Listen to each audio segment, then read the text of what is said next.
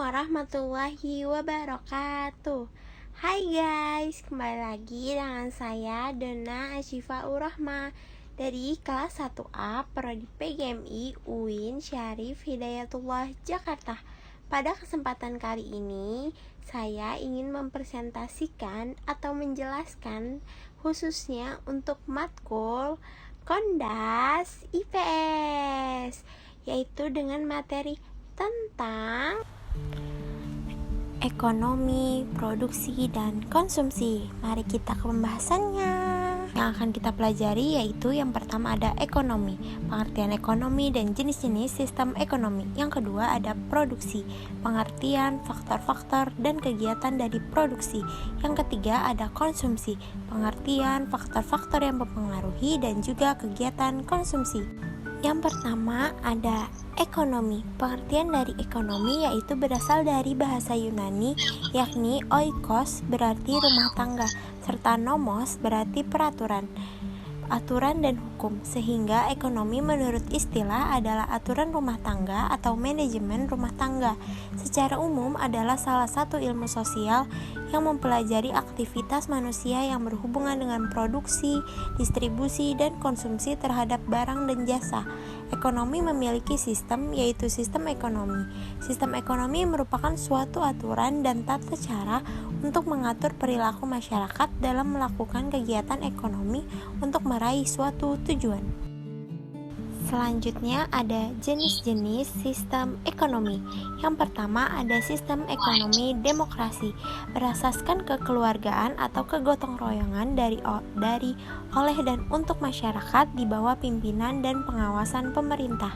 Yang kedua ada sistem ekonomi kerakyatan, masyarakatlah yang memegang aktif dalam kegiatan ekonomi.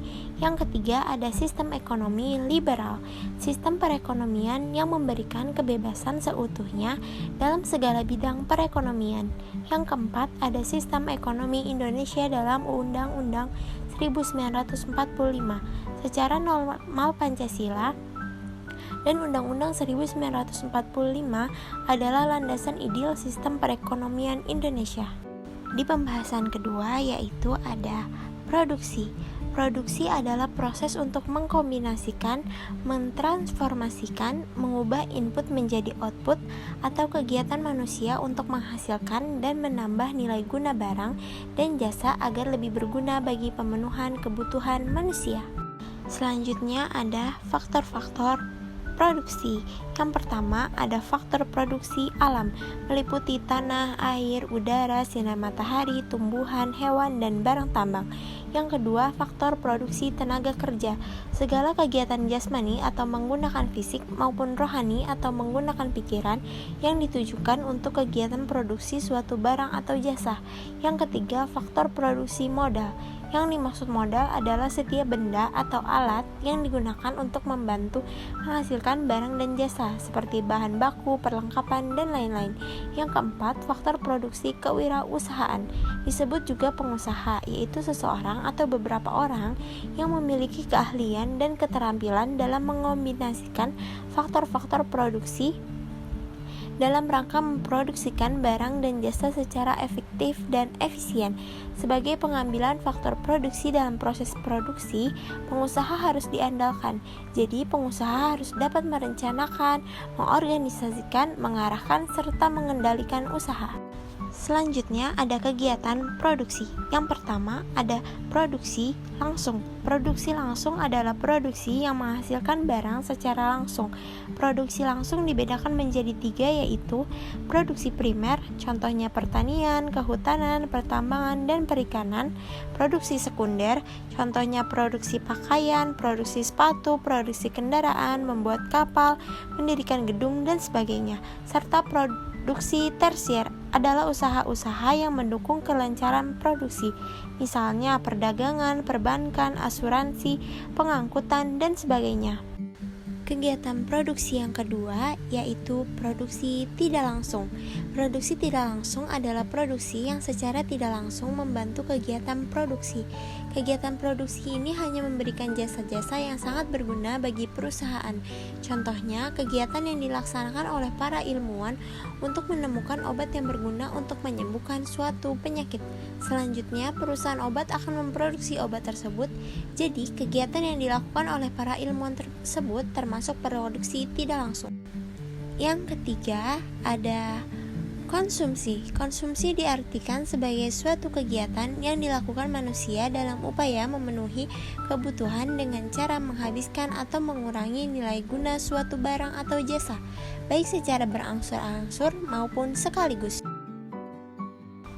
Selanjutnya ada faktor-faktor konsumsi. Yang pertama ada pendapatan. Semakin tinggi pendapatan yang diterima seseorang, maka semakin tinggi pula daya belinya. Yang kedua, harga barang dan jasa. Sesuai dengan prinsip ekonomi, dengan pengeluaran yang sekecil-kecilnya untuk memperoleh hasil yang tertentu dapat diterapkan dalam kegiatan konsumsi. Misalnya, jika harga barang turun, maka kita dapat menambah pembelian barang. Jika harga barang naik, maka kita mengurangi pembelian barang. Namun, hal tersebut tidak berlaku untuk barang-barang kebutuhan pokok. Yang ketiga, jumlah keluarga. Tingkat konsumsi keluarga yang jumlah anggotanya sedikit akan lebih kecil dibandingkan dengan tingkat konsumsi keluarga yang jumlah anggotanya banyak. Faktor-faktor konsumsi yang keempat yaitu kebiasaan konsumen. Tingkat konsumsi orang yang berperilaku konsumtif akan lebih tinggi daripada orang yang berperilaku hidup sederhana. Berbeda dengan orang yang berperilaku sederhana dan hemat, ia akan berbelanja dengan mempertimbangkan tingkat kepentingannya. Yang kelima, selera konsumen. Setiap orang mempunyai selera yang berbeda dalam mengkonsumsi barang dan jasa. Yang keenam, adat istiadat. Adat istiadat setiap daerah tentu saja tidak sama, sehingga kebutuhan akan barang dan jasa juga tidak sama. Selanjutnya ada kegiatan konsumsi.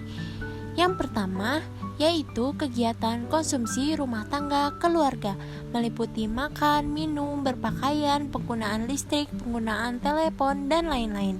Yang kedua, kegiatan konsumsi badan usaha swasta, membeli peralatan dan perlengkapan kantor dan pabrik, biaya operasional, misalnya untuk membeli bahan baku, gaji karyawan, bahan bakar, dan lain-lain. Kegiatan konsumsi yang ketiga yaitu ada kegiatan konsumsi pemerintah. Terbagi lagi menjadi dua, yaitu pengeluaran rutin pemerintah dan pengeluaran pembangunan. Pada pengeluaran rutin pemerintah digunakan untuk membiayai pelaksanaan roda pemerintahan sehari-hari. Contohnya yaitu membayar gaji pegawai negeri, membeli barang-barang kebutuhan pemerintah, membayar bunga dan cicilan utang pemerintah, serta memberikan subsidi BBM. Pada pengeluaran pembangunan, yaitu bersifat menambah modal masyarakat dalam bentuk prasarana fisik, contohnya membiayai pembangunan sekolah, jalan raya, sarana kesehatan, dan lain-lain. Kegiatan konsumsi yang terakhir yaitu kegiatan konsumsi konsumtif. Perilaku yang mengutamakan kegiatan konsumsi yang hanya didorong oleh keinginan saja, bukan benar-benar membutuhkan. Itu saja dari saya, kurang lebihnya mohon maaf. Thank you for attention. Bye bye.